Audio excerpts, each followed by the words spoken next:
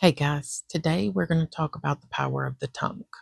So, scriptures in the Bible are frequently addressed the power of the tongue. It emphasizes its ability to both build up and to destroy. So, the book of James is going to provide the most details. So, go back, read through it in depth, read the whole book. So, it does describe tongues being like a bit that goes in a horse's mouth or a ship's rudder or a small part of the body that acts like a little spark but capable of setting a whole forest on fire. So we're going to start in James 3 3 through 6 that says, Indeed, we put bits in horses' mouths that they may obey us, and we turn their whole body.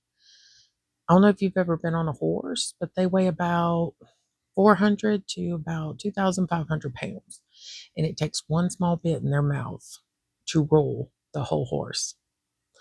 So, verse 4 says, Look also at ships. Although they are so large and are driven by fierce winds, they are turned by a very small rudder wherever the pilot desires. Now, ships, they're going to weigh anywhere from 50 to 250,000 tons, and that is run by a small rudder. Now, in verse 5, it says, Even so, the tongue is a little member, and it boasts such great things. See how great a forest a little fire kindles. Now, in verse 6, it says, And the tongue is a fire, a world of iniquity. A tongue is so set among our members that it defiles the whole body, and it sets on fire the course of nature, and it is set on fire by hell. That should make you think before you speak. Now, a person who doesn't watch their tongue, they're kind of like a little kid. They're like jumping, they're all happy, and they just can't wait to tell someone what they know. That is not what we're called to do. So, we do all the time, we just kind of jump up and down, but we want to call it venting, shooting the breeze, or filling you in or catching you up on something. But when it comes down to it, as James 3 6 says, it's just pure evil, and it is set on fire by hell itself. I don't want that coming out of my mouth, bad things. I only want encouraging, uplifting words coming out of my mouth. So it is also shown in people that are sowing divisions in friendships and marriages. That is something we don't want to do with our tongue. We want to stay out of that. Someone who's a complainer, people who make rude remarks, those are just not healthy behaviors. So we have to be watchful of what we say and do, because we will give an account for every idle word that we speak. That is something I try to think of before I let something come out of my mouth. Does it always work? No.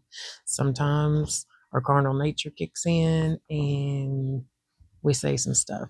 But if we're quick to apologize and ask for forgiveness from the Lord and the person that we hurt, then we're good, as long as that don't become a daily habitual habit of yelling, I'm sorry, yelling, I'm sorry. I'm talking about an occasional, I messed up, sorry. So Matthew 12 34 through 37 tells us, For out of the abundance of the heart the mouth speaks. A good man out of good treasure of his heart brings forth good things, and an evil man out of evil treasure brings forth evil things. But I say to you that for every idle word men may speak, they will give account of it in the day of judgment. For by your words you will be justified, and by your words you will be condemned. So if you're going to be judged and they're going to either justify you or condemn you, that should make you think before you speak. Now, James 1:26 says, If anyone among you thinks he is religious and does not bridle his tongue, but deceives his own heart, that one's religion is useless. This emphasizes that failing to control one's tongue makes your religion useless. And a religious man, he's going to watch what he says. So, Matthew 15:17 through 20, Jesus says this directly himself as a parable. And this is the part of it where he does the explanation. And he says, Do you not yet understand that whatever enters the mouth, that goes into the stomach, and that is eliminated? they were fighting over what they were eating, what they were putting in. And he was saying, it doesn't matter what you eat. What matters is what comes out. So in verse 18, he says, but those things which proceed out of the mouth, they come from the heart, and they defile a man. For out of the heart proceeds evil thoughts, murders, adulterers, fornications, theft, false witness, blasphemies. These are the things which defile a man. But to eat with unwashed hands, that does not defile a man. So Christ is saying it's not the food, it's not the unwashing of the hands, it is the heart and what comes out of your mouth. Gossip, envy, false witness, division, and slander, because that comes from your heart. And Jesus is warning us of our heart's condition, and what is in your heart is what will come out of your mouth. That is what he's saying in this scripture. So we have to be very careful. We need to pray every day that God gets it out of us, that we don't have that uncleanness in us, because without him, we can do nothing. He's the one who cleans us up if we are willing to let him. So how do we keep our tongue from evil?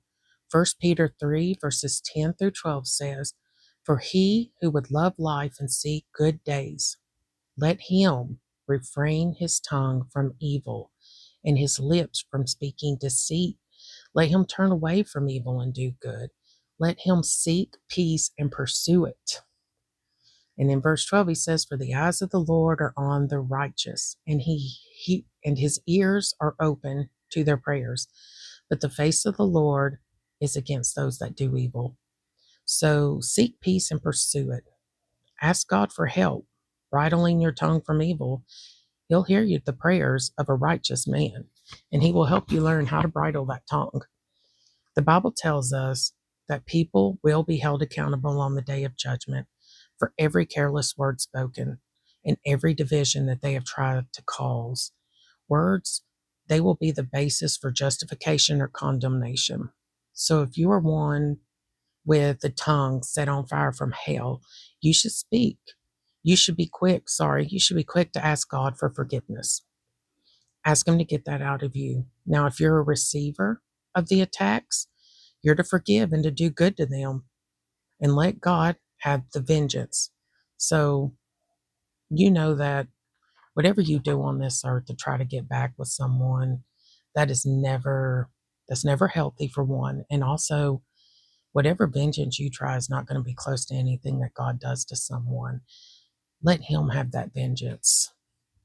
Keep your pure heart. Refrain from wickedness. Let him handle anything that comes your way. That way, when you stand before God, you don't have to give an account for anything bad that you've done. We're going to do bad. We're not perfect, but we will give less account for less things if we learn how to follow God and watch what we say.